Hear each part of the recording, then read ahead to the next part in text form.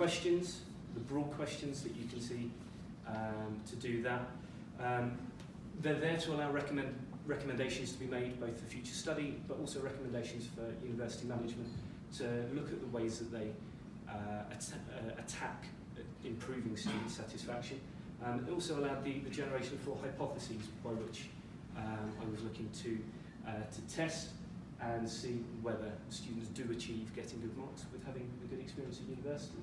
So those hypotheses started as 2 hypotheses originally, whether students equate receiving good marks to having a positive experience, and whether attainment is the most significant factor, looking back at those 5 factors that we tested, in having a satisfying experience at university. The 3rd and 4th hypotheses came out of the volume of final year undergraduate students that took part in the survey, and it's repetition of those 2, but looking purely at final year undergraduate students. They're the ones that undertake the National Student Survey, so it allows a little bit more focus on those guys that are being questioned as to whether they see attainment as fundamental to being satisfied at university.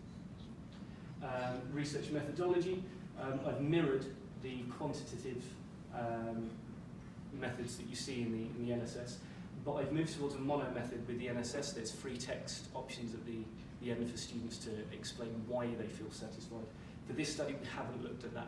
We've purely looked at a Likert scale from strongly agree to strongly disagree with a range of questions that we've asked.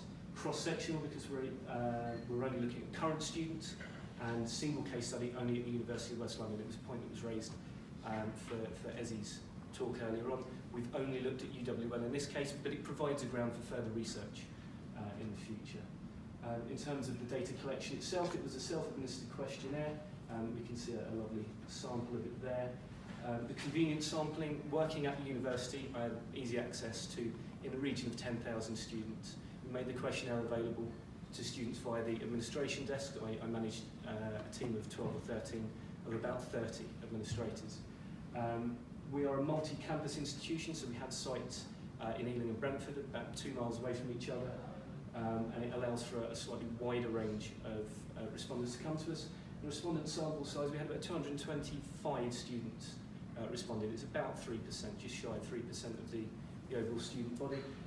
Of that, slightly over a third were final year undergraduate students, which gave birth to the 3rd and 4th hypotheses that we see tested.